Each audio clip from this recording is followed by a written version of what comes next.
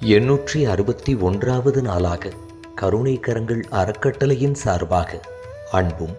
அன்னமும் என்பதன் அடிப்படையில் இன்று பிறந்தநாள் காணும் மதிப்பிற்கும் மரியாதைக்கும் உரிய கோவை டாக்டர் ஏ நிரஞ்சன் ராஜா அவர்களின் சார்பாக அவர்கள் அன்பு பெற்றோர்களின் திருக்கரங்களால் அரசு மருத்துவமனையில் சிகிச்சை பெறுபவர்களுக்கும் மற்றும் உடன் இருப்பவர்களுக்கும் காலை உணவு அருட்பிரசாதமாக வழங்கப்பட்டது.